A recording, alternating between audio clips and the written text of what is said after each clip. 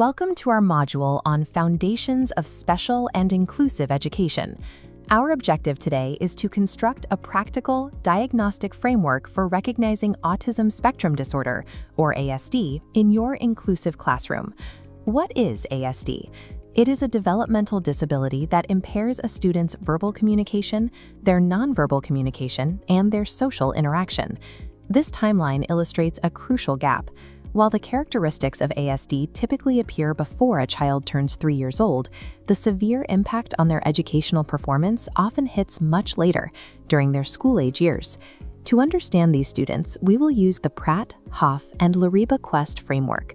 This gives us a complete dashboard layout mapping out 6 core areas of characteristics that we need to observe. Having this objective map is essential. It prevents us from misinterpreting a student's biological, neurological traits as intentional behavioral problems. Let's look at the first area, speech and language disorders. This overlapping Venn diagram establishes 3 distinct communication profiles for learners with ASD: nonverbal, verbal, and shared challenges. The nonverbal profile ranges from slightly delayed speech to a complete lack of spoken language. This is often complicated by a lack of alternative communication methods, leaving the student struggling to express basic needs. Within the verbal profile, you will often find anomalies like echolalia. Echolalia is the immediate or delayed repetition of words or phrases spoken by others. These students might also rely on rigid, scripted language routines instead of organic speech. These data representations show the structural and tonal verbal issues present in this profile. Notice the abnormal sound waves denoting irregular pitch and rhythm, and the fragmented blocks indicating missing or idiosyncratic grammatical structures. The center of the spectrum holds shared challenges that affect both verbal and nonverbal students. These include severe delays in vocabulary development and extreme difficulty grasping abstract concepts or following complex directions. Identifying a student's precise communication profile is a crucial first step. It prevents unfairly punishing a student for a biological communication deficit. Moving to the second area, we observe restricted and repetitive patterns.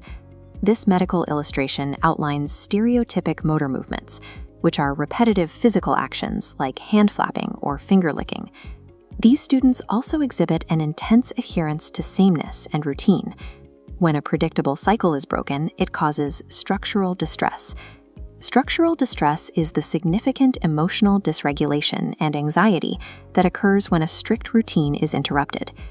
The third area is social communication impairments.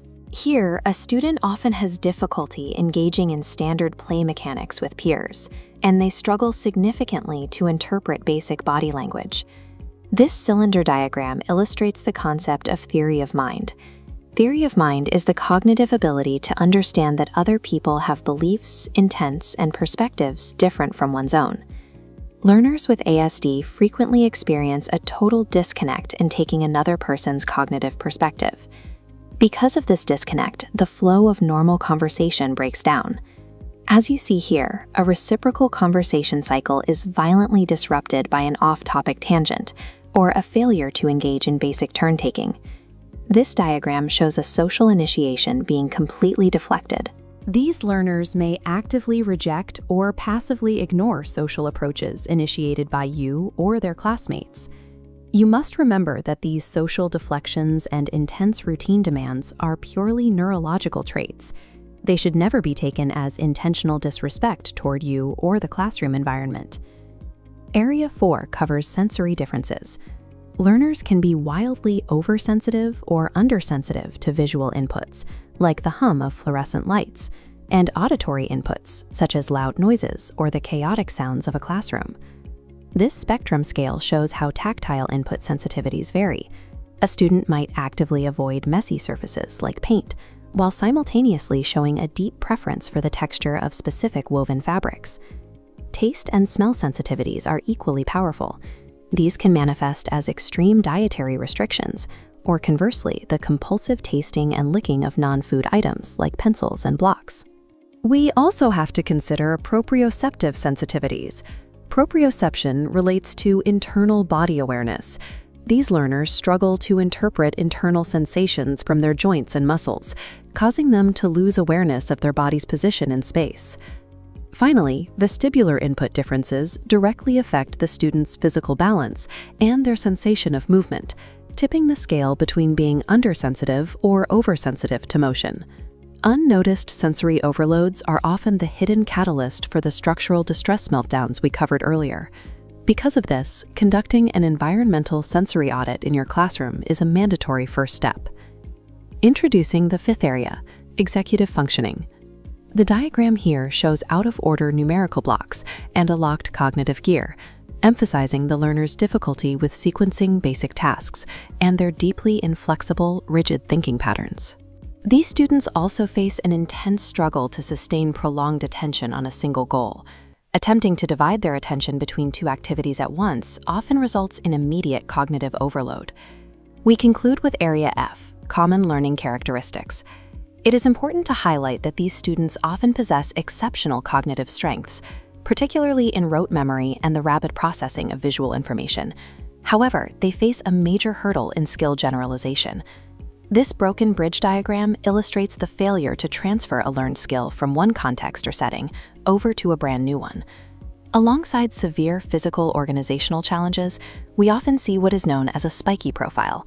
A spiky profile is an uneven academic achievement pattern where a student shows highly exceptional skills in a specific targeted area while performing poorly in others. This spiky profile is a defining trait of an ASD learner. An effective teacher actively uses the student's high-performing visual and rote strengths to build bridges over the gaps in their executive function. We now have a comprehensive framework. Bringing all 6 characteristic profiles together gives you a single, unified diagnostic dashboard. Utilizing this objective profiling completely replaces the flawed one-size-fits-all teaching method with targeted, individualized interventions. Thank you for your time and your dedication to mastering the complexities of special and inclusive education. Understanding these precise nuances is the absolute bedrock of all inclusive education. We look forward to continuing this journey with you in the next module.